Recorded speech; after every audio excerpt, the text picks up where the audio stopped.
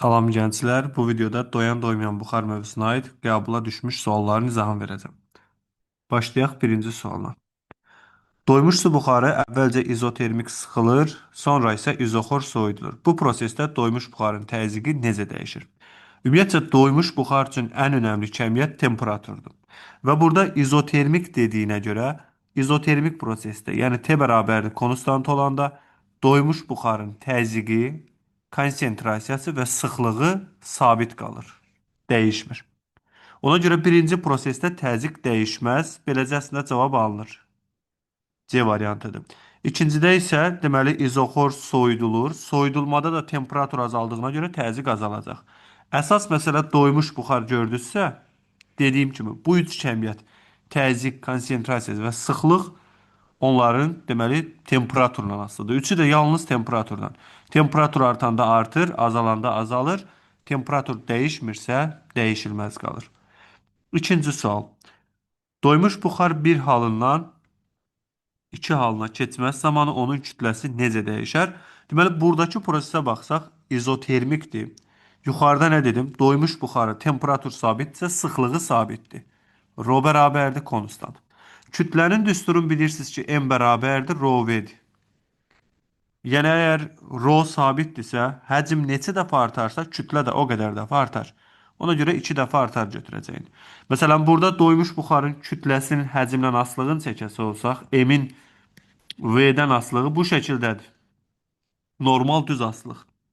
Çünki sıxlıq sabit olduğuna görə həcm neçə dəfə artırsa, kütlə də o qədər dəfə artır. Məsələn, üçüncü sualda. Diqqət edirsiniz, 2019-da neçə dənə doymuş buxara aid sual düşüb. Burada da keçid zamanı doymuş buxarın kütləsi necə dəyişər? Digərinin əksidir. Əgər 1-2 prosesində doymuş buxarın kütləsi artırdısa 2 dəfə, burada da 2 dəfə azalacaq. Dördüncü sual. Sabit temperaturda doymuş su buxarının həcmini 1,4 dəfə azaltdıqda onun təzyiqi necə dəyişər? Birinci suala çox bənzəyir. Əgər T bərabərdir konstant şərtini görürüksə, yəni doymuş buxarın temperaturu sabitdirsə, həcm artsa da, azalsa da təzyiq dəyişməz. Xatırlayırsınızsa biz izotermik proses üçün, məsələn, P-nin V-dən asılılığını çəkəndə doymuş üçün çəkdiyimiz hissə bu formadadır. Məsələn, bu 1-2 hissəsi doymuş buxardır. Yəni izotermik olduğuna görə təzyiq həcmdən asılı deyil. Buradan sonra doymamış buxarda isə artıq tərs asılıdır. T bərabərdir konstant. Yəni bu demək olar 4 sualda da əsas nəyin üzərində biz fokuslandıq? Doymuş buxar üçün önəmli kəmiyyət temperaturdur. 5-ci sual. Yenə sabit temperatur deyil, sabit temperaturda doymamış. Buna diqqət edin, artıq doymamış su buxarıdır. Təzyiqini 1,2 dəfə azaltdıqda sıxlıq necə dəyişər? Doymamış su buxarı ideal qaz qanunlarına tabedir. Yəni sabit temperatur izotermik prosesdir. İzotermikdə də təzyiqlə sıxlıq bir-biri ilə düz mütənasibdir. Səbəb odur ki, izotermik prosesdə təzyiq həcmlə tərsdir. Həcmlə tərs olduğuna görə təzyiqlə sıxlıq bir-biri ilə düz mütənasib olacaq və buradakı prosesdə baxırıq ki, deyir təzyiqi 1,2 dəfə azaltdıqda həcm 1,2 dəfə artdığı üçün sıxlıq da 1,2 dəfə azalır. Amma doymamış yox, doymuş buxar olsaydı dəyişməzdi. 6-cı sual.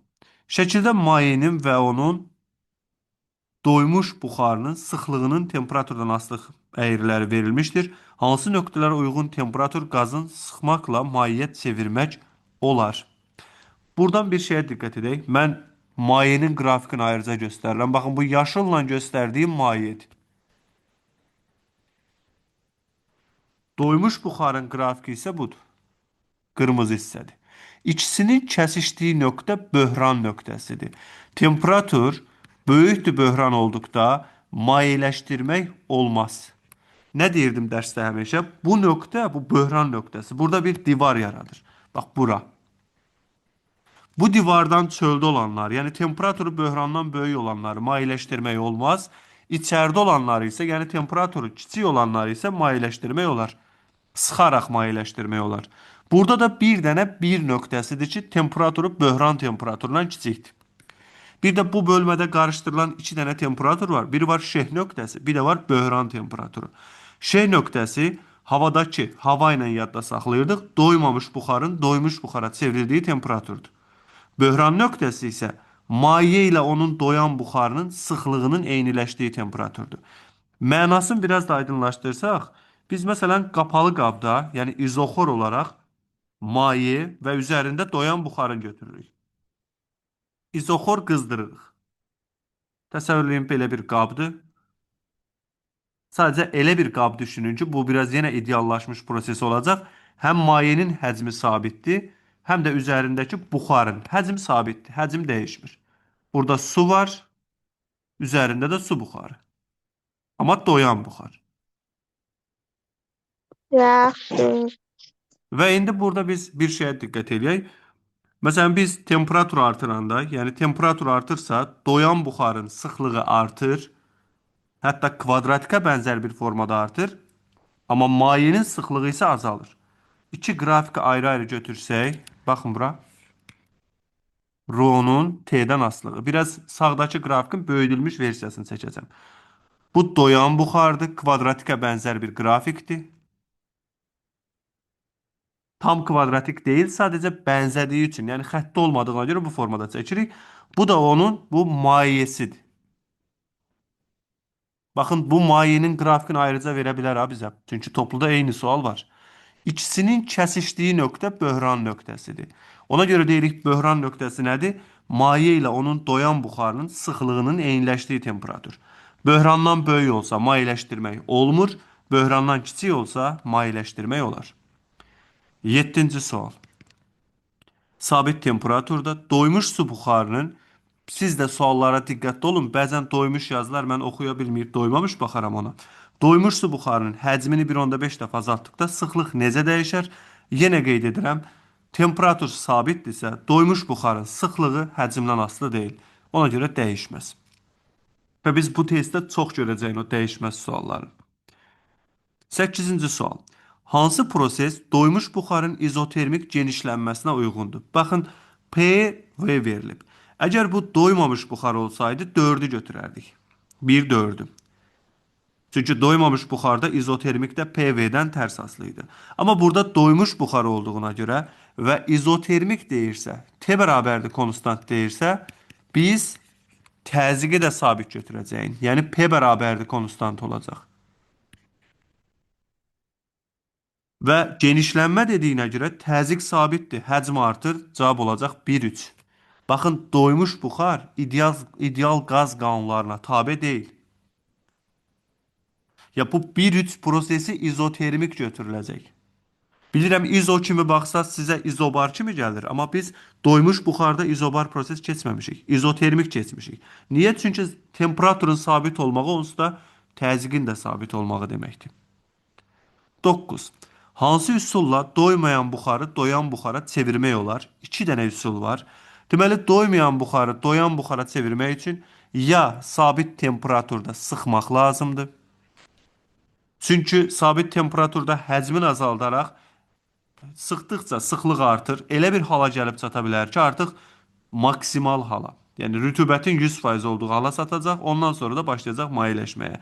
Məsələn, sabit temperaturda genişləndirməklə deyil, bu doymuşu doymamışa çevirmək üçündür. Bir də sabit həcmdə, deməli, soyutmaqla. Çünki doymayan buxardır. Doymayan buxar ideal qaz qanunlarına tabedir. Biz onu soyudaraq temperaturunu azaldırıq. Müəyyən yerdən sonra artıq doymamış buxar doymuş buxara çevrilir. Məsələn, şeh nöqtəsi belədir. Səhərə yaxın hava soyuq olduğuna görə havadakı doymamış buxar doymuşa çevrilir. Cavab olur 1 və 4. 10-cu sual. Uyğunluğu müəyyən edin. Doyan buxarın təzyiqinin həcmdən asılı qrafiki verilmişdir. Baxın, 2023 üçün qəbul sualıdır. 4-cü qrupa və artıq fərqi görünür sualların necə səviyyəsi dəyişib. 0,1 prosesinə baxırıq. 0,1 prosesində deməli bizə yenə baxıram. Təzyiq sabit kimi görünür, amma biz dedik ki, təzyiq sabit olanda nə sabitdir? Temperatur. Ona görə 0,1-də temperatur dəyişmir. C variantıdır. Və temperatur dəyişmirsə, konsentrasiya da dəyişmir. Çünki söhbət doyan buxardan gedir. Ona görə C və Y getdi bura. Sonra baxırıq məsələn 0-2 prosesinə. 0-2 prosesində təzyiq artır. Sabit həcmdə təzyiq artır. Təzyiqin artma səbəbi nədir? Temperaturun artmağı. Ona görə 0-2 prosesinə A və temperatur artırsa, konsentrasiya da artır. D də buradadır. 0-3 prosesinə baxıram. Burada görürəm ki, təzyiq azalıb. Təzyiq azalıbsa, deməli temperatur azalıb. Ona görə burada getdi B. Baxın, biz sırf təzyiqin necə dəyişdiyinə baxıb temperaturu müəyyən elədik. Çünki doyan buxar üçün önəmli kəmiyyət temperaturdur. Yəni əgər görürəm ki, P bərabərdir, konstantdır, doyan buxarda, P konstdursa, T əsas səbəb budur onsuz da N rho sabitdir. Dəyişən nədir? Buxarın kütləsi. Və yaxud görürəm ki, P artır, təzyiq artıbsa bunun artma səbəbi nədir? Temperaturun artmağı. Və temperatur artırsa bunun yanında konsentrasiya da artır. Ya da azalanda azalır. 11. Silindrik qabda Porschenin altında olan doymayan buxarın izotermik sıxılmaqla mayeyə çevrilmə prosesi verilmişdir, təsvir edilmişdir. 1-2-3 nöqtələrinə uyğun buxar molekulların konsentrasiyaları arasında hansı münasibət doğrudur? Birincisi, burada qrafikin üzərində rəngləyib göstərəcəm. Baxın, 1-2-nin olduğu hissə doymayan buxardır. Sonra bu Porşinata doymayan buxarın deməli izotermik sabit temperatur olduğuna görə burada baxın bu sabit olan hissə, yəni həcmdən asılı olmayan hissə doyan buxardır. Bu hissə isə mayedir. Yəni artıq maye halındadır. Və konsentrasiyanı müqayisə edəcəm. Bu 1-dən 2-yə, 1-2-yə baxıram. 1-dən 2-yə gəldikcə doymamış buxar izotermik sıxılır. Sıxıldıqca konsentrasiya artır. Yəni və bura çatandan sonra maks qiymətə çatır, burada sabit qalır. 3-ün yanında başqa bir 4 olsaydı, onları eyni götürərdi. Amma bu qrafikdən nəyi görürük? N3, yəni 3-ün konsentrasiyası böyükdür 2-dən, o da böyükdür 1-dən. Baxın, burada konsentrasiyanın eyni olduğu nöqtə yoxdur. Əgər 3-ün yanında bir nöqtə olsaydı, oralarda onu eyni götürərdik. Amma buradan görürəm ki, N3 N2-dən, o da N1-dən böyükdür. Doymayan buxar izotermik sıxılaraq, deməli, mayeyə çevrilir. Məsələn, bizə desək ki, buxarın kütləsini müqayisə elə, o daha maraqlı sual olardı. Belə suallarda buxarın kütləsini müqayisə eləyəndə 1 və 2-də buxarın kütləsi eynidir və böyükdür 3-dən. 3 də buralardadır. Yox, bu buxarın kütləsi idi. Bunu qeyd edeyim, su buxarı. Yox, bizə desəydi ki, məsələn, suyun kütləsini müqayisə elə, suyun kütləsini müqayisə eləyəndə 1 və 2-də su yoxdur, sıfırdır. Bir dənə 3 də var. Çünki doymayan buxarın mayesi yoxdur. Öz mayesi ilə dinamik tarazlıqda olan doyan buxardır.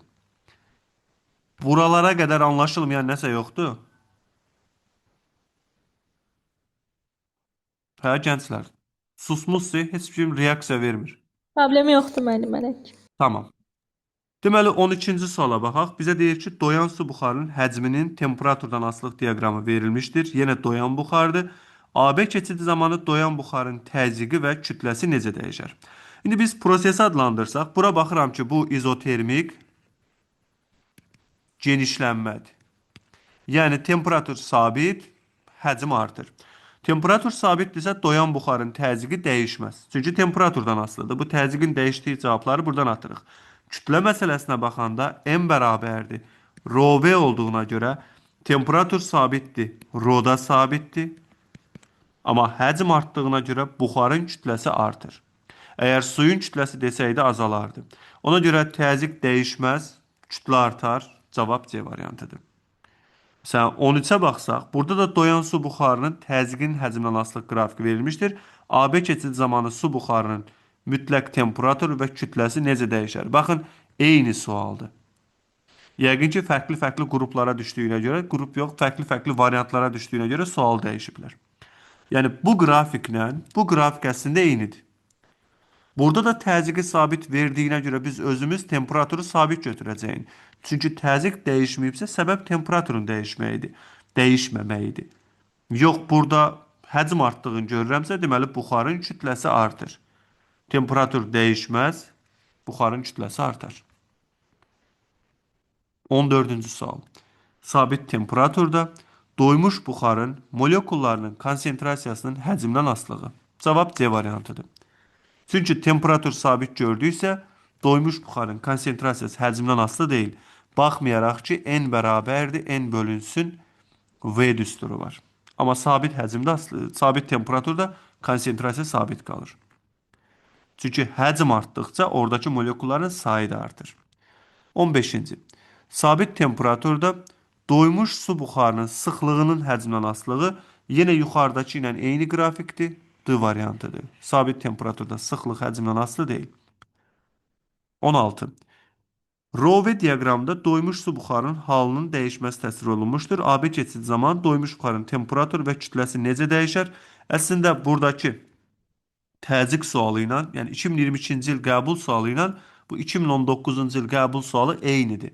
Yəni bunu təzyiq verdi, ya sıxlıq verdi, fərqi yoxdur. Temperatur dəyişmir, həcm artdığına görə buxarın kütləsi artır. 17.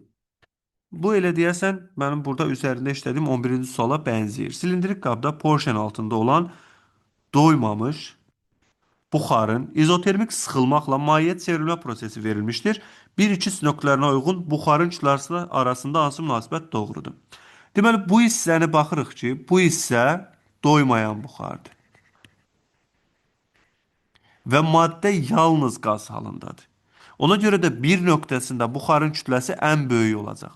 Sonra gəldi orta hissəyə, yəni bura çatdı. Bu hissə artıq doyandı. Doyan buxarın mayesi də var. Yəni bir hissəsi mayeleşib. Ona görə də M1 böyükdür M2-dən, o da böyükdür M3-dən. Buxarın kütləsi bu şəkildədir. Çünki artıq 2-dən 3-ə doğru getdikcə buxar başlayır mayeleşməyə. Amma bir nöqtəsində yalnız buxar olduğuna görə yenə deyirəm, buxarın kütləsi maksimum olacaq. Ona görə M1 böyükdür M2-dən, o da böyükdür M3-dən. Əgər suyun kütləsini müqayisə ilə desəydi, ilk olaraq M1 bərabərdir 0 götürərdik. Çünki doymayan buxarda su yoxdur. Sonra isə burada M3 böyükdür M2 görəcəyin. Çünki Müəllim, getdik. M2 ilə M3 onları necə müqayisə elədik? Bərabər olmalı deyildi onlar. Tamam reis. M2 ilə M3-ün nəyi bərabərdir? Kütlələri. Yox, kütləsi yox. Sıxlığı bərabərdir reis. Temperatur sabitdir axı. Temperatur sabit olduğuna görə yazıram ki, ρ2 bərabərdir ρ3-ə. Çünki doyan buxarlardır. Amma həcmə bax, Xalidə. Getdikcə həcm azalır axı. Həcm azaldığına görə buxarın kütləsi azalır, suyun kütləsi isə artır.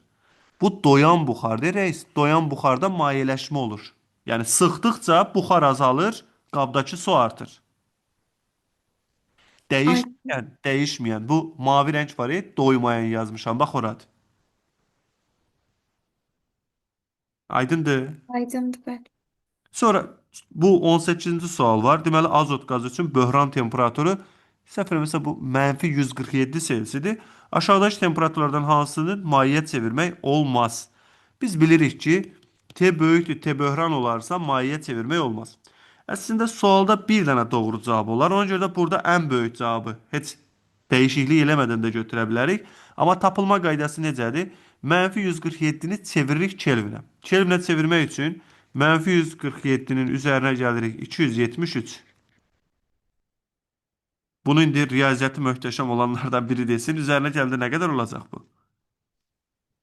126. 124 deyir də deyir. Neçə eləyir? 126. Hərə bir cavab verir. 126 yoxsa 124? 126. 126 Kelvin elədi. Diqqət eləsəz, cavablar hamısı 126-dan kiçikdir, bir dənə 202 var. Yəni bunu mayeləşdirmək, mayeyə çevirmək olmaz. Yenə deyirəm, ha, bax mən heç bunu çevirmədən də birbaşa cavabı bilirdim. Çünki bir dənə böyük olar. Məsələn, olar deyərsək, realda qarşımıza çıxacaq ən kiçiyini götürürük. Olmaz deyəndə ən böyüyünü götürürük. Bir də əlavə hesaba vaxt itirməyə ehtiyac yoxdur. Müəllim, Bəli. orada 134 olmalı deyil, yoxsa Bunları toplayanda reis. bəli, bu -147 üstə gəl 273. Gözlə yenə baxımda. Çünki bizim riyaziyyatımız möhtəşəmdir biraz. Həm də gecənin bu vaxtı olduğuna görə.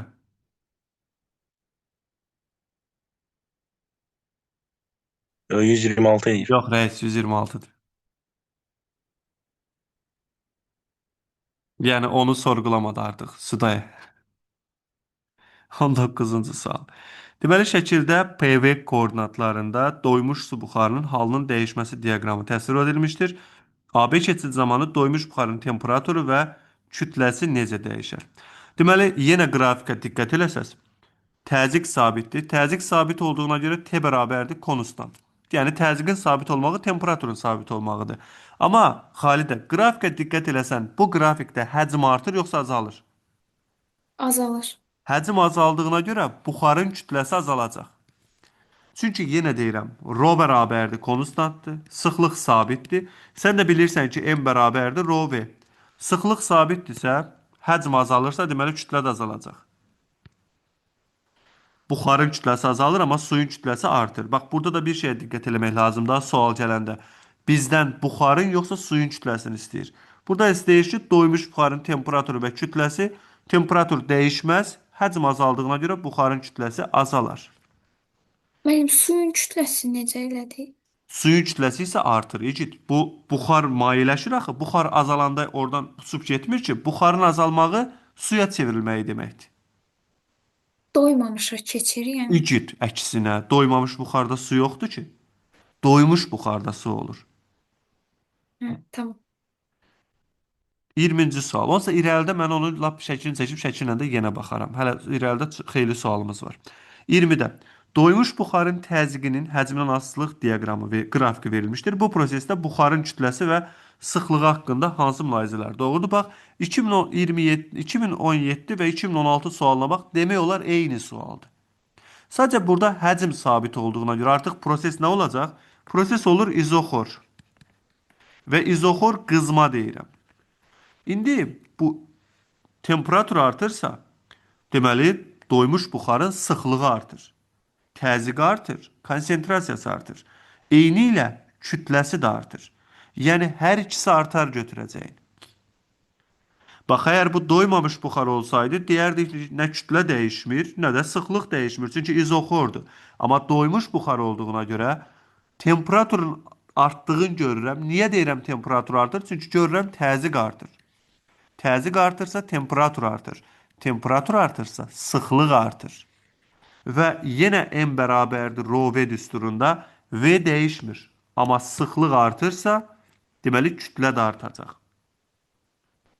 Mənim doymayan olsaydı yenə n bərabərdir rho v ilə. Yaza bilərdik, amma doymayan buxarda igid kütlə dəyişmir. Bilirsən niyə? Çünki doymayan buxarda əgər sən həcmi artırırsansa, həcmi 5 dəfə artıranda sıxlıq 5 dəfə azalır. Bir-birinə vuranda sabit qalır. Hə, bildim. Burada isə, məsələn, bunu bu şəkildə bir qabla baxaq. Təsəvvür edək ki, bizə belə bir qab verib, izoxor prosesdir. Bax, deməli, Xalidə, bunun içərisində su var və suyun üzərində doyan buxarı var. Və bunu qızdırıram. Temperatur artırdıqca, səncə suyun və buxarın kütləsi nətər dəyişir? Bax, qapalı qabdır. Doyandıqda, Bir də de, doyandıqda. bax, bu doyan buxardır. Aha. Onsuz da doymayan buxar olsa burada su olmazdı ki. Doyan buxarda öz mayəsi ilə dinamik tarazlıqda olan. Bax, yenə deyirəm. Temperatur artıranda səncə suyun və buxarın kütləsi nətər dəyişir? Buxarın kütləsi artacaq, suyun azalır. Doğrudur. Getdikcə m buxar artır, m su azalır. Bu nə vaxta qədər davam edəcək Xalidə? Tamamilə buxar olana qədər. Tamamilə buxar olanda bu artıq hansı buxar olur? Doymayan. Doymayan. Həm də biz buradan bilsən nəyi görmüş olduq? Doyanı doymayana nətər çevirdik? İzoxor qızdırmaqla. Aydındır? Bəli. Bax, bu qrafikdə, yəni temperatur sabit, daha doğrusu həcm sabitdir. Təzyiq artır. Təzyiq nətər arta bilər? Temperaturun artmağı ilə. Temperatur artdığına görə buxarın kütləsi artır, sıxlığı artır, suyun kütləsi isə azalır. Bu nə vaxta qədər davam edir? Yenə qeyd edirəm, su bitənə qədər. Su bitdi, artıq doyan çevrildi doymayana. 21. Bəli. ideal qanunu ödənirdi. Bir də Dileylə. Mən normalda doyan buxarda ödənmirdi də ideal. Bəli, ödənmir onsuz da. Doyan buxar əgər ideal qaz qanunlarını ödəsəydi, izoxor prosesdə nətər sıxlıq dəyişə bilir igid? Bəli. Üstəgəl bütün izoproseslərdə kütlə sabit idi, xatırlayırsansa. Kütlə, maddə miqdarı və say. Amma burada kütlə sabit deyil. Doymuş buxar hissəsində kütlə dəyişir. Çünki həm su, həm də buxar var. Bəli. 21. Sabit temperaturda verilmiş kütləli doymamış, bax buna diqqət edin, sabit temperatur və doymamış buxar. Doymamış buxarın təzyiqin 1,3 dəfə azaltdıqda onun sıxlığı da 1,3 dəfə azalar. Bu təkrar sual idi. Elə geridə vardı bu sual. Çünki doymamış buxarda ideal qaz qanunlarına tabedir və sıxlıqla təzyiq bir-biri ilə düz mütənasibdir. 22. Havanın temperaturu dəyişmədən ondakı su buxarının konsentrasiyasını 2 dəfə azaltdıqda nisbi rütubət necə dəyişər? Çox önəmli sualdır. Baxmayaraq ki, hələ köhnə illərin suallarındandır. Birincisi, havanın temperaturunu dəyişmədən nə deməkdir? Yəni, N0 bərabərdir, konstantdır. Yəni, doymuş buxarın konsentrasiyası sabitdir. Və nisbi rütubətin n olan düsturunu yazıram. Fi bərabərdir. N bölək N0 vurulsun 100. N-dən düz asılıdır. Əgər havadakı su buxarının konsentrasiyasını 2 dəfə azaltsaq, nisbi rütubət də 2 dəfə azalar. Baxın, havanın temperaturunu dəyişmədən dediyinə görə, bax bu hissəyə görə, bu temperaturu dəyişməz dediyinə görə, mən doymuş buxara aid xüsusiyyətləri sabit götürdüm. Nədir doymuş buxara aid xüsusiyyət? Konsentrasiya, sıxlıq, yəni N0, P0, ρ0. 0 olanlar o doymuşa aiddir. N-i neçə dəfə dəyişsəm, fi də o qədər dəfə dəyişəcək. Müəllim, temperaturu dəyişmədən deyirsə T konstant demək deyil. Reis elədi, amma yuxarıdan bu elə 22-yə qədər hardasa 15 sualda dedim ki, doymuş buxar üçün T konstantdırsa, igid, sıxlıq, təzyiq, konsentrasiya sabitdir. Bəli. Tamam mı reis? Ona görə mən N0 konst götürdüm. Çünki mən fi ilə N arasında əlaqə qurmaq üçün N0-ı sabit götürməliyəm. Axı 3 kəmiyyət arasında əlaqə qura bilmirik, igid. Müəllim N0 hansı idi? N0 doymuş buxarın konsentrasiyasıdır. N də havadakı su buxarı. Bəli, N də havadakı su buxarıdır. Məsələn, ρ0 doymuş buxarın sıxlığıdır. P0 doymuş buxarın təzyiqidir. P ya parsial təzyiqdir, ya da havadakı su buxarının təzyiqi. Aydındır? Başa düşdüm. Hə, qəşəng bir suala gəldik, çatdıq. Düzdür, bu sual tam olaraq bu bölmə ilə bağlı deyil, amma yaxşıdır. Genetik əlaqənin sualıdır. Bayaqdan eyni qrafik suallarına biraz bezmişdik. Görək bu necə bir sualdır. Müəllim, ümid edirəm imtahanda o asan qrafiklərdən biri düşür. Reis asan gələr, narahat olma. Deməli, su 210 metr hündürlükdən yer səthinə tökülür. Ağırlıq qüvvəsinin işinin 60% suyun qızmağına sərf olunarsa, onun temperaturu nə qədər artar? Birincisi, ağırlıq qüvvəsinin işi mgh-dır. Və bunun 60% suyun qızmağına sərf olunduğuna görə belə bir ifadə yazırsınız. Yazırsınız mgh vurulsun 0,6, yəni 60% bərabərdir cm delta t-yə. İki tərəfdən m-ləri ixtisar eləyirsiniz.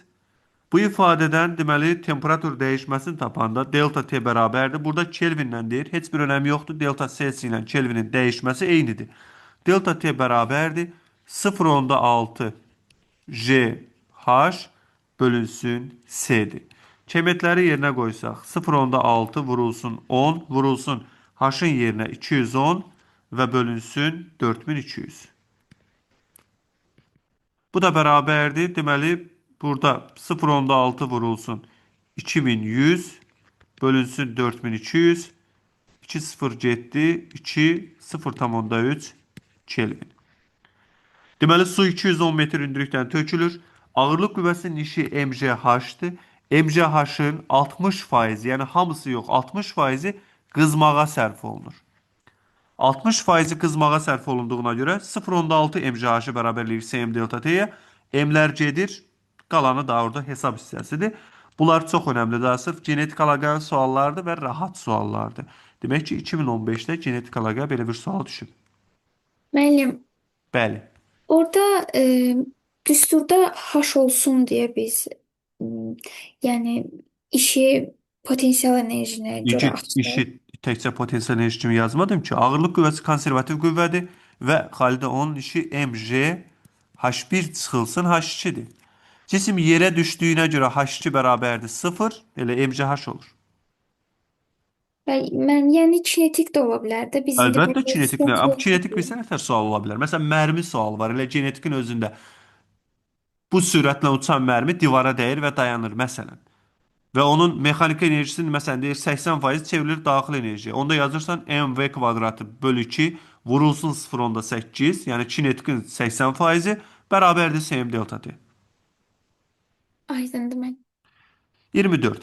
Doymuş su buxarının təzyiqin həcmin asılıq diaqramındakı nöqtələrə uyğun temperatur arasında hansı münasibət doğrudur? Bax, çox bəyəndiyim suallardandır. Bu sual keçən illərdə tam xatırlamıram neçənci il.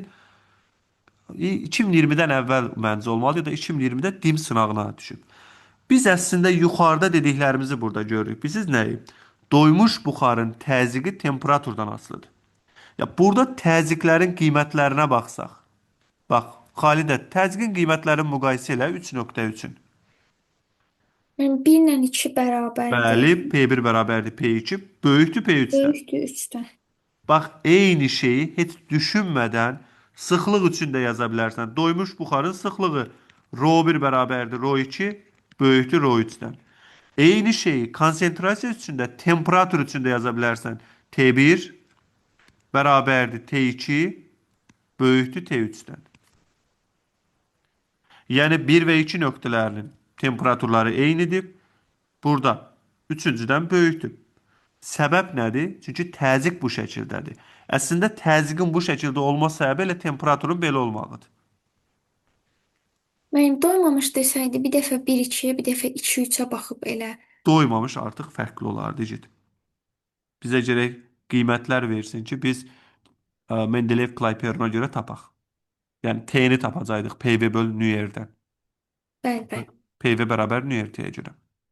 İskəndər maraqlı bir şey yazıb rəyə. Nə yazıb? Deyir ki, P ilə T qardaşdır. Doymuş olanda elədir rəis. Hələ Ro ilə N-i doğru əlavə edə bilərik.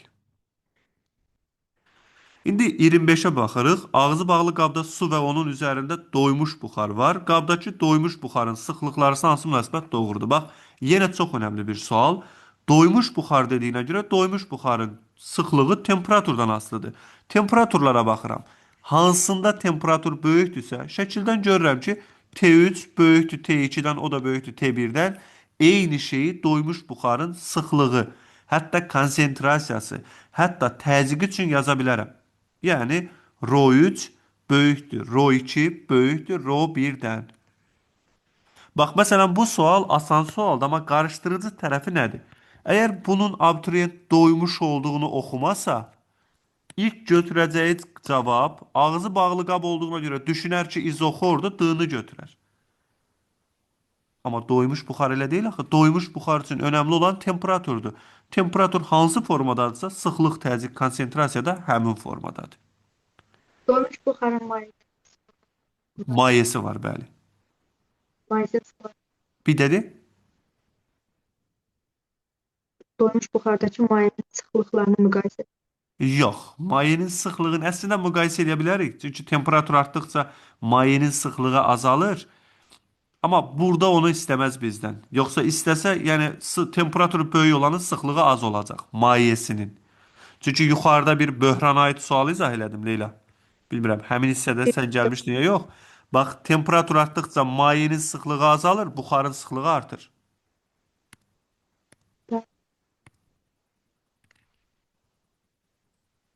İndi burada deməli çatdıq 26-ya. 26-da isə deyir ki, havanın temperaturu dəyişmədən ondakı su buxarının sıxlığını 2 dəfə azaltsaq, nisbi rütubət necə dəyişər? Bax, Xalid bayaqki suala bənzəyir.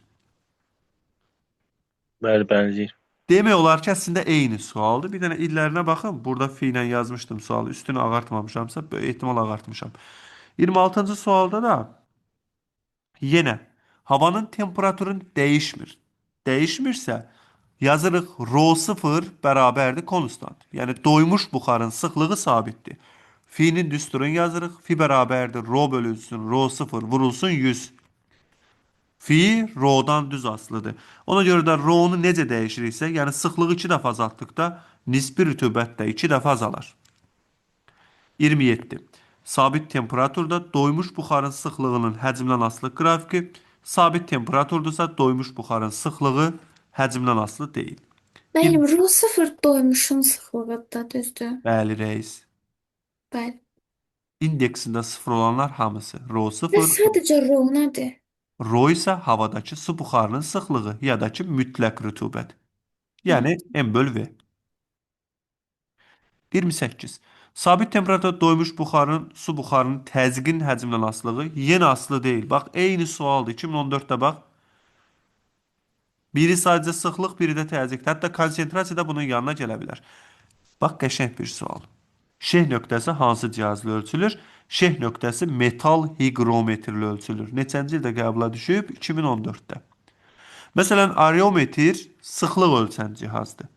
Barometr atmosfer təzyiqi. Psixrometr nisbi rütubət. Manometr təzyiq. Metal hiqrometr isə sırf şeh nöqtəsin, hətta buna bəzən kondensasiyalı hiqrometr deyirlər.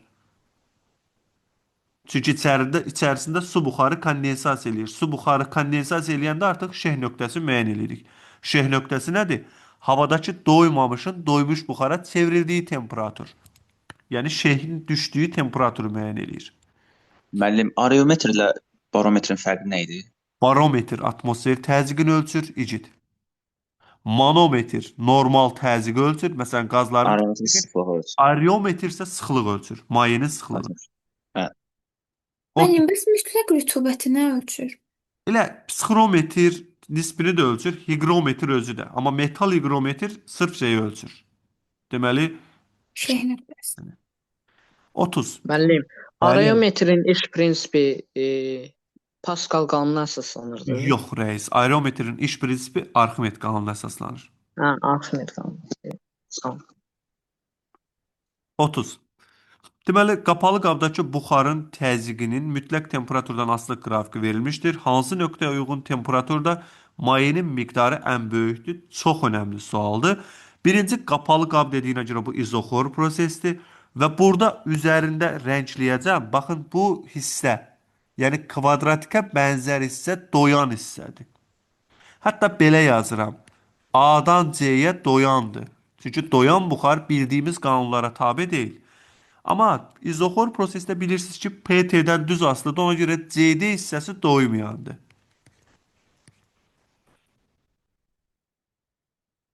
Bizə nə deyir? Hansında maye... Yox müəllim, C-yi.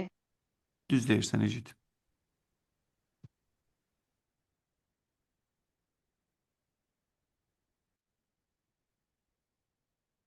C-Y hissəsi. İndi burada çox önəmli başqa bir şey var. Biz bayaqdan dedik ki, doymayan buxarda maye yoxdur. Yalnız nə var doymayanda? Yalnız buxar var. Və bizə deyir ki, mayenin miqdarı, yəni qabdakı maye ən böyükdür. C, D, Y. Bunları baxan kimi ata bilərik. Çünki orada ümumiyyətcə maye ola bilməz. Qaldıq A ilə B arasında. İndi A ilə B-də isə axı getdikcə buxar artır, su azalır. Ona görə də suyun ən çox olduğu A nöqtəsidir. Yəni buradır. Çünki qabda başlanğıcda su çox idi, buxar az idi. Qızdırdıqca suyun kütləsi azalır, buxarın kütləsi artır. Gəlib C nöqtəsinə çatanda artıq su tamamilə bitdiyinə görə doyan çevrilir doymayana. Və doymayan buxarda da su ola bilməz. Yalnız buxar halındadır. 31. Hansı proses doymuş buxarın izotermik sıxılmasına uyğundur? Bu da təkrar suallardandır. Baxın, yuxarıda digər illərdə yenə düşmüşdü bu. Doymuş buxarın izotermik sıxılması deyir. Temperatur sabitdirsə təzyiq sabitdir. Sıxılma dediyinə görə həcmin azaldığı proses götürürük. Yəni cavab 1-5-dir. 32. Doymuş buxar izotermik sıxılması zamanı onun kütləsi və molekulların konsentrasiyası necə dəyişər? Birinci izotermik olduğuna görə, yəni T bərabərdir konstant olduğuna görə doymuş buxarın konsentrasiyası dəyişməyəcək.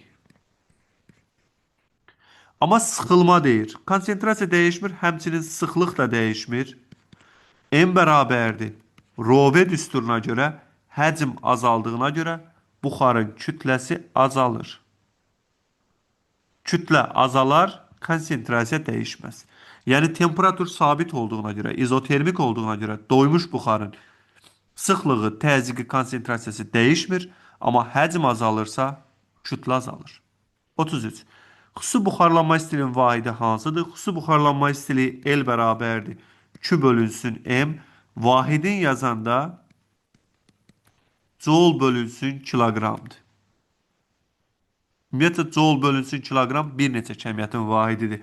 Məsələn, xüsusi buxarlanma istiliyi, xüsusi ərimə istiliyi, xüsusi yanma istiliyi, hətta şüalanmanın udulma dozası. 34. 20 Selsi temperaturda havadakı su buxarının sıxlığı 5,1-dir. Nisbi rütubət 30%-dir. Doymuş buxarın sıxlığını hesablayın. Baxın, belə suallarda niyə temperaturu verir bizə? Əslində, temperaturu heç yerdə işlətmirik. Niyə verir? Çünki doymuş buxar üçün önəmli olan kəmiyyət elə temperaturdur. Yəni, temperatur sabit götürülür. Və biz burada fi'nin düsturunu yazsaq, fi bərabərdir. Rho bölünsün, rho 0 vurulsun 100'dür. Buradan rho 0'ı tapanda rho 0 bərabərdir. Rho vurulsun 100 bölünsün deməli fi. Və buradakı rho 5,1'dir. 5,1'i vurdum 100'ə. Cavab oldu 510. Bölünsün 30.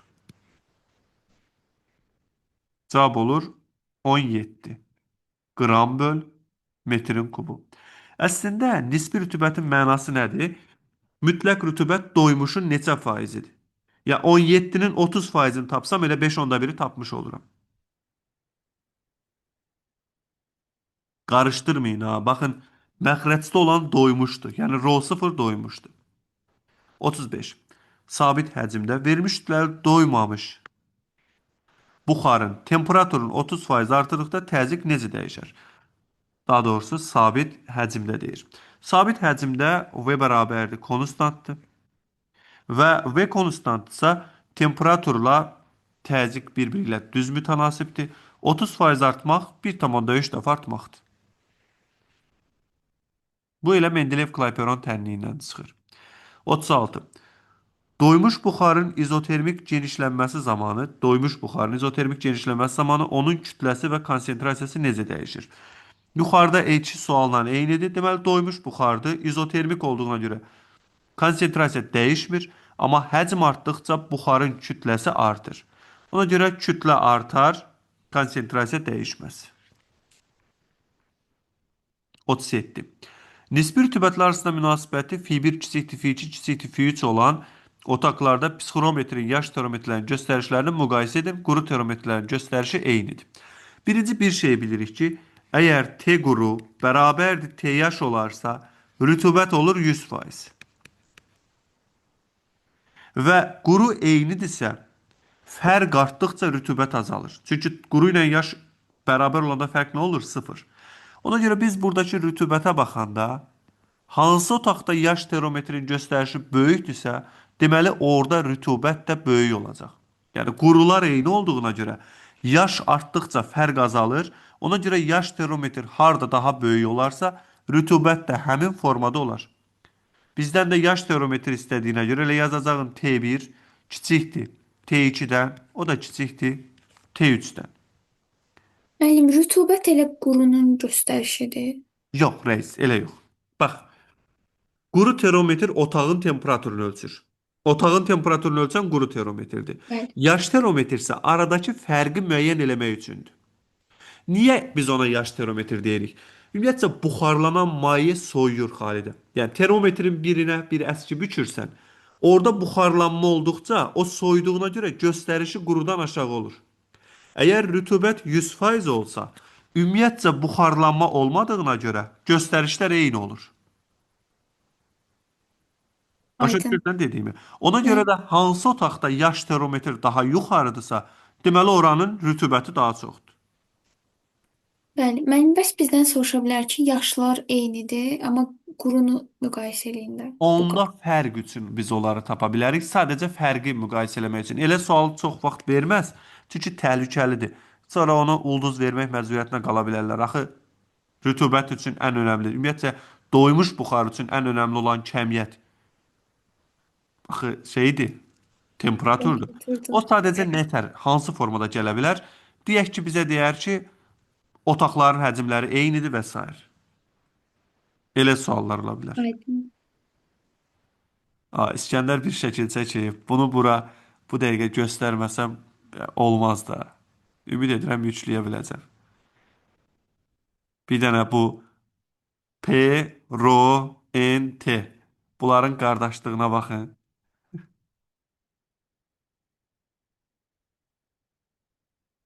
Bunu kapak fotosu eləmək olar İskəndər.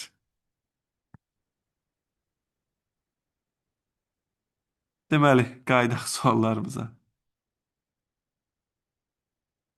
Artıq qəşəng suallar gəlir. Bax 2025-dən sonra bu 2011-in sualına baxaq. Qapalı qabda olan maye qızdırıldıqda onun üzərindəki doymuş buxarın. Bax, əla sualdır. Baxmayaraq ki 2011-dədir. Bu biraz da yəni təsəvvür edə biləcəyimiz bir sualdır.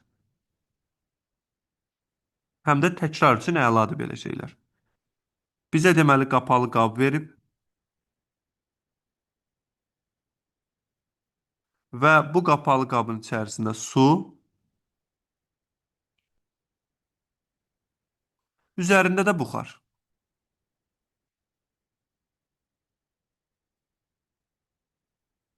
Bizə nə deyir? Qızdırdıqda buxarın kütləsi artır. Deməli, doymuş buxarın kütləsi artacaq. Bu doğrudur. Çünki qızdırdıqca, onsuz da bayaq da demişdik, temperatur artdıqca buxar artır, su azalır. Ona görə doymuş buxarın kütləsi artar. İndi burada doymuş buxar olduğuna görə bunun sıxlığı da artar.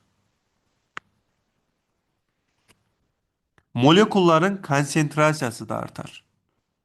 Baxın, burada qapalı qab görən kimi əksəriyyət düşünə bilər ki, burada cavab yalnız 1-dir, kütlə dəyişir, amma sıxlıqla konsentrasiya dəyişmir məsələn. Amma bu doymuş buxardır. Doymuş buxar olduğuna görə temperatur artırsa, doymuş buxarın təzyiqi artır, sıxlığı artır, konsentrasiyası artır.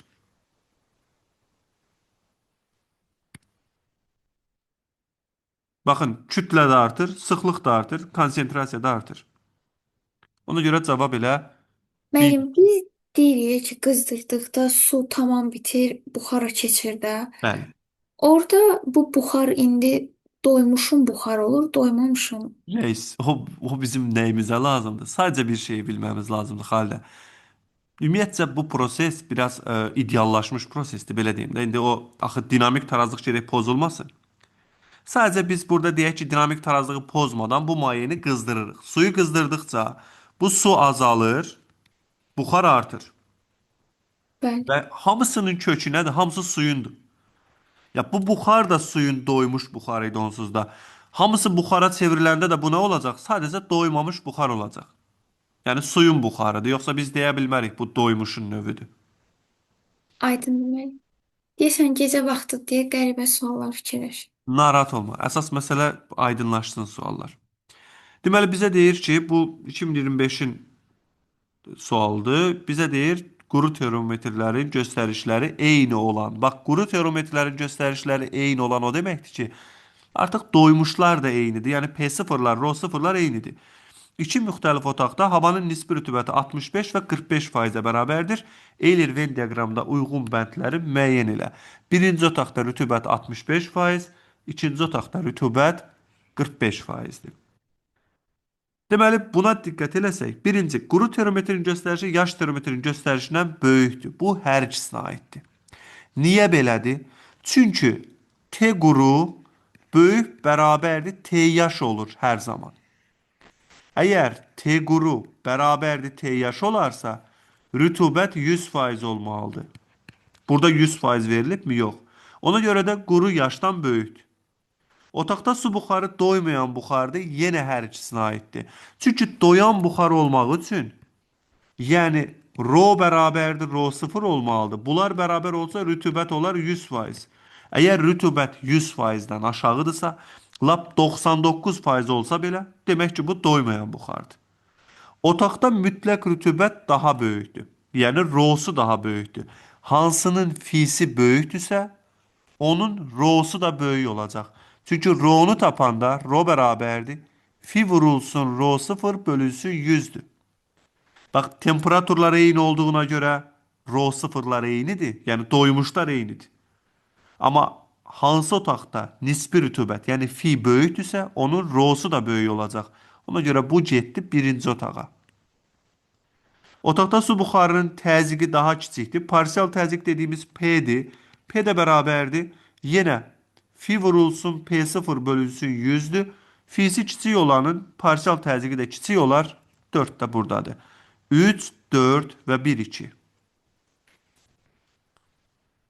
Sonra, Yəni bu parsial təzyiq həmişə bu P0-dan kiçik olur da. bəli, bir dənə bərabər olduğu hal var fədaya. O da rütubətin 100% olduğu hal. Hə, doyan buxarı. Sonra burada, bəli, doyan buxar alınır. Deməli, 40-cı sual. Artıq ki, bir hesab sualı gördük. Müəllim, heç kitabçada hesablamağa yer olmur ki. Yəni ondansa hesab sualları olmaz. Müəllim, bu PDF-in ümumi versiyası var sizdə. Bu ümumi versiya dediyin bütün bölmələr Bəli. və hissə istədir. Müəllim, onları bir yerə mən yığmışam. İstəsiz göndərərəm. Tamam, təşəkkür edirəm. Deməli, 40-cı sualda bizə deyir ki, 27 Selsi temperaturda nisbi rütubət 60% olan havadakı su buxarının parsial təzyiqini paskalla hesablayın. Bax, 27 Selsi. Bilirsiniz ki, hesaplamanı biz hər zaman Kelvindən eləyirik. Ona görə birinci işimiz bu 27-ni Kelvinə çevirək. 27-nin üzərinə gəlirik 273. Bu bizə verir 300 Kelvin. Sonra bizdən parsial təzyiq istəyir. Və bizə P0, rho 0'ı verib. Yəni, rho 0 verildiyinə görə biz öncə nə edək? Rütubətdən istifadə edib rho-nu tapaq. Çünki təzyiqin rho ilə olan düsturu var. Onda birinci fi'nin düsturunu yazıram. Fi bərabərdir. Rho bölünsün rho 0 vurulsun 100. Bu düsturdan rho-nu tapsam rho bərabərdir. Fi vurulsun rho 0 bölünsün 100'dür. Yəni 3 vuraq 10 üstü mənfi 2 vurulsun fi, yəni 60 bölünsün 100. 1 sıfırı buradan apardım.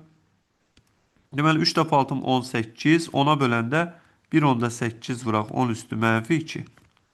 Bir dənə diqqət edin, hesab səhv eləməyin burada. Rho-nu tapdım. Rho-nu tapandan sonra Mendeleev-Kleyperon tənliyi yazıram. Mendeleev-Kleyperon tənliyi bilirsiniz ki, PV bərabərdir. Kiçik M bölüb böyük M vurulsun RT. Bu düsturdan P'ni tapanda P bərabərdir. M, RT bölünsün VM. M bölünsün V'nin yerinə rho qoysam, rho RT bölünsün M. Gətirək kəmiyyətləri yerinə qoyaq. Baxın, mən rho 0-la işləmədim. Birinci işim nə elədim? Rho-nu tapdım. Niyə? Çünki parsial təzyiq havadakı buxarın təzyiqidir. Yəni doymuş aidiyyəti yoxdur. Gətirək kəmiyyətləri yerinə qoyaq. Rho-nun yerinə 1.8 vurulsun 10 üstü mənfi 2. R-in yerinə 8. Temperaturun yerinə 300. M-in də yerinə 18 vuraq 10 üstü mənfi 3'dür. Bunu yazıram 1.8 vurulsun elə 10 üstü mənfi 2 kimi. Yəni 1-0 ola verdim. Bunlar getdi. Cavab olur 2400 Pascal.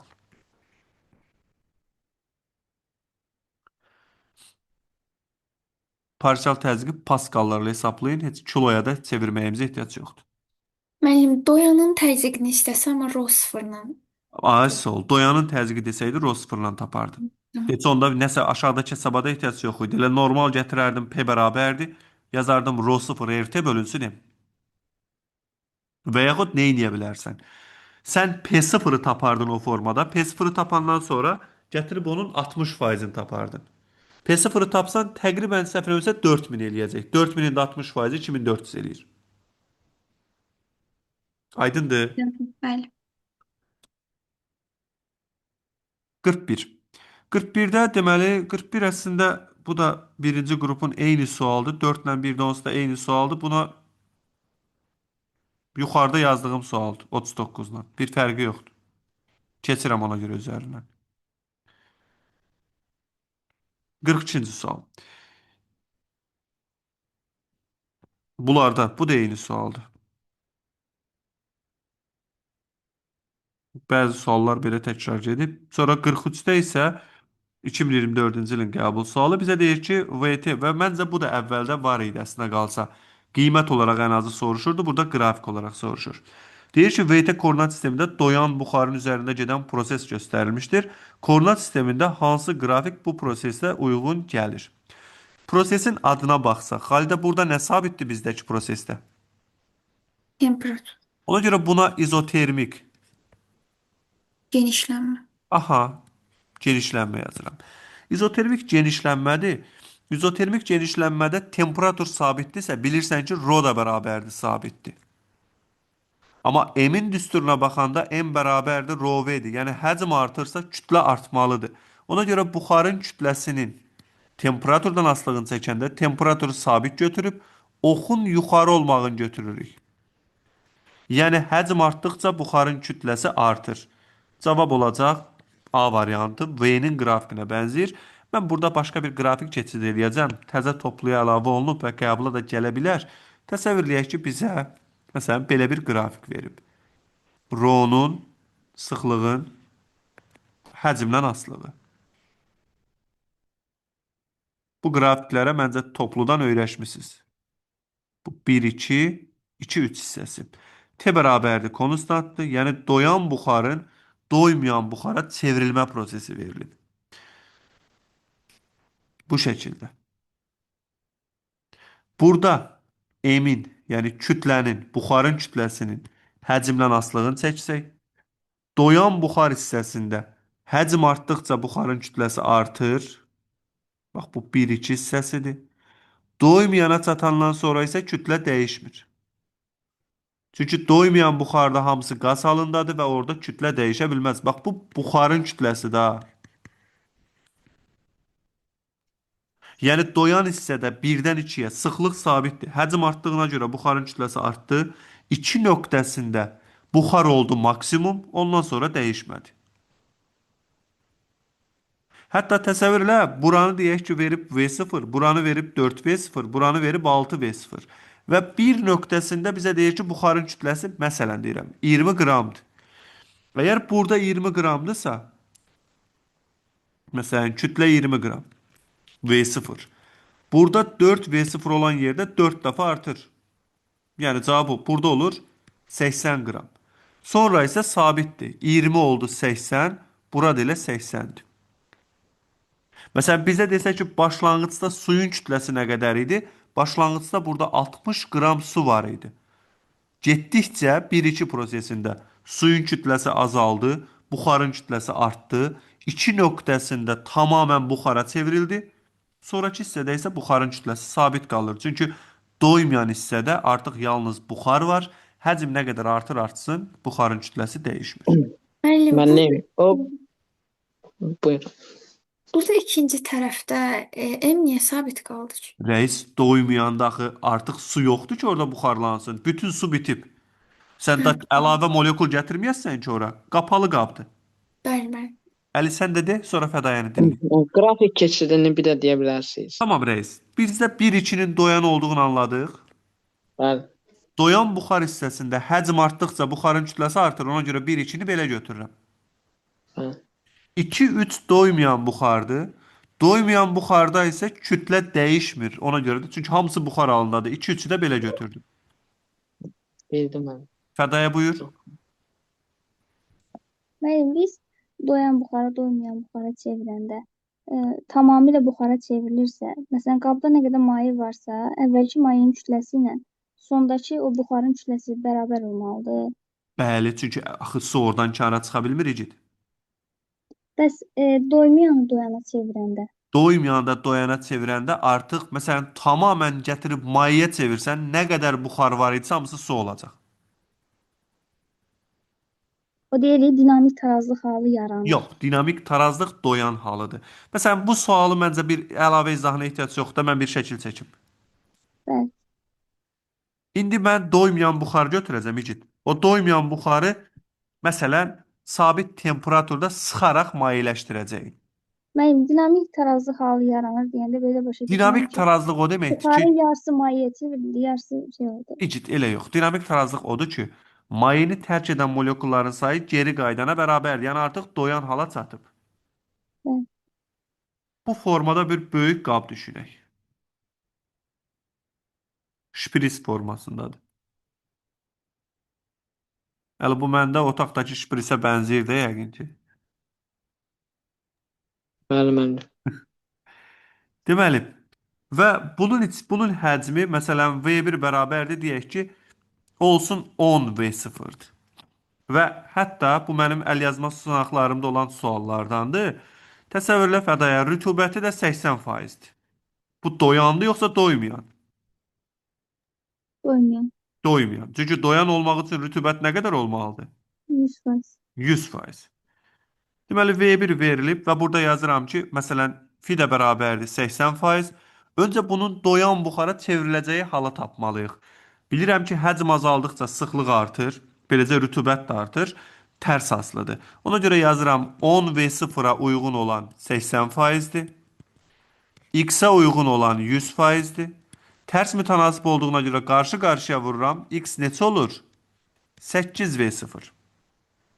Bax bu 8V0-a gələnə qədər mayeləşmə deyə bir şey yoxdur.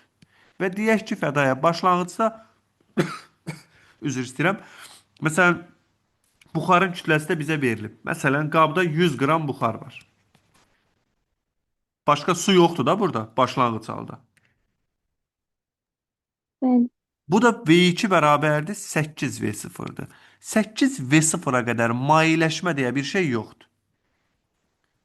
Amma sonra bunun, bax burada da 100 qram buxar var ha. Hələ mayaya çevrilməyib baxı. Amma fədaya məsələn bunu üçüncü bir yerə gətirdim, çıxartdım. Ən sonda sıxdım, gətirdim bu vəziyyətə. Burada olsun, məsələn deyək ki, V3 bərabərdir 4V0. Artıq 8-dən 4-ə gəlib. Həcm neçə dəfə azalıb? 2 dəfə. 2 dəfə. Həcm 2 dəfə azaldığına görə buxarın kütləsi də 2 dəfə azalır. Yəni burada 50 qram buxar var. 50 qram da su var. Doyan buxarda. Bəli, artıq da 8-dən sonra bu doyandı. Artıq rütubət 100%-ə çatdı axı. Məsələn, biz burada deyək ki, təzyiqin, sıxlığın, konsentrasiyanın, bax üçünün də həcmdən asılı qrafikini çəkəsi olsaydıq, üzərində qiymətləri götürməklə da sıxlığa falan qiymət qoymayacağam. Həcmə bura yazıram 10V0. 10V0-da sonra gətirirəm bu şəkildə. Bax bura 8V0. Fikir verirsən normal izotermik prosesdir. Bu çünki doymayandır. Amma 8-dən 4-ə gələn hissədə isə artıq doyandı. Müəllim, belə sual düşər. Qəşəng sualdır, Cid. Bu biraz düzdür. Çox mərhələlidir, amma qəşəng sualdır bu. Yəni, şapka çıxarası suallardan. Müəllim, bayaqki qrafik sualları daha yaxşıdır. İndi onunla davam eləsin. İndi məsələn bu sualı soldakını buna indi tətbiq edirəm Fədaya. Bax burada 100 qram nə var? Buxar var. Buxar. Su var burada? Yox. Yoxdur. Bu nöqtədə də 100 qram buxar var. Çünki doymayan buxarda su ola bilməz. Amma gəlib bu nöqtəyə çatanda artıq bu nöqtədə 50 qram buxar var, 50 qram. 50 qram da su. Aydındır? 8V0-dan sonra başlayır bu doyan buxar. Bəli, çevrilməyə. yəni öncə belə suallarda öncə nəyi tapırıq? Bu 100%-i hansı halda alır? Fi də V-dən tərs asılı olduğuna görə tərs mütənasibini tapdın. 100%-ə çatdı, yəni doyana çatdı, ondan sonra başlayır mayeləşməyə.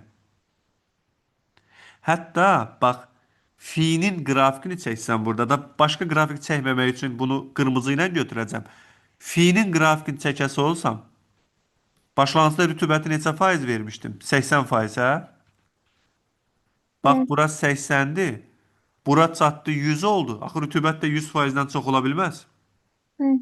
Elə bu formada da qalır. Son sualımız, deməli bu da 2024-cü sualıdır. Bizə deyir ki, qapalı qabdakı mayenin üzərindəki buxarın molekullarının konsentrasiyasının temperaturdan asılı qrafiki verilmişdir.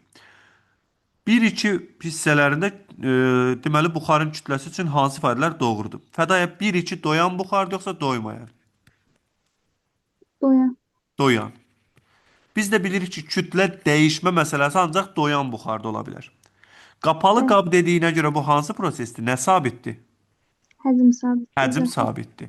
Amma doyan buxarda əgər temperatur artırsa, qrafikdən görürəm konsentrasiya artır. Sən də bilirsən ki, konsentrasiya artırsa, sıxlıq da artır. M də Evet. bərabərdir ρV olduğuna görə, deməli doyan buxarın kütləsi də artacaq. 1-2-də kütlə artır. 2-3-də isə doymayandır, doymayanda isə kütlə dəyişə bilməz. Ona görə artar, dəyişməz C variantı. Bu sözlə dediyini təzə topluda bu qrafik kimi verir bizə. Buxarın kütləsinin temperaturdan asılılığını çəkirsən, 1-2 hissəsini sıxlığa uyğun kvadratik kimi çəkirsən, 2-3 hissəsində bu formada. Çünki doymayanda yalnız buxar var və kütlə dəyişə bilməz. Müəllim, optika üçün də belə bir video hazırlayarsınız. Tamam reis. Demək ki, əslində mən sual vermək istirdim. Lap Doncanın videolarına oxşadı. Deyir, sonda çıxan heyvanlardan birini seçin. İndi mövzulardan birini seçməyinizi istəyəcəydim. Optika dedin. Həndəsi yoxsa dalğa optikası? Həndəsi olsa, yəni hər il düşür də həndəsi məncə. Tamam reis, həndəsi optika. O zaman növbəti videomuz həndəsi optika olsun. Bir də kondensatora aid bir sözüm var. Kondensatora aid bir video çəkəcəm. Çünki oradan da hər il mütləq sual gəlir. Müəllim, Yaxşı, çox yaxşı. elektromaqnit rəqslər və dalğaları, bir də ki, dəyişən cəryan, bunlar da olar. Tamam reis, onları da edə bilərik. Atom nüvə fizikası. Tamam, atom nüvədə var, amma biraz bu sayı çox olur, vaxtımız azdır. Yəni başlayıb 1-2 dənə çox xüsusi mövzu var, mütləq sual düşəcəyini gözləyirəm, onları ilk eləyəcəm. Gecəniz xeyrə gənclər, görüşərik növbəti dərsdə. Sağ olun. Sağ olun. Sağ olun. Sağ olun.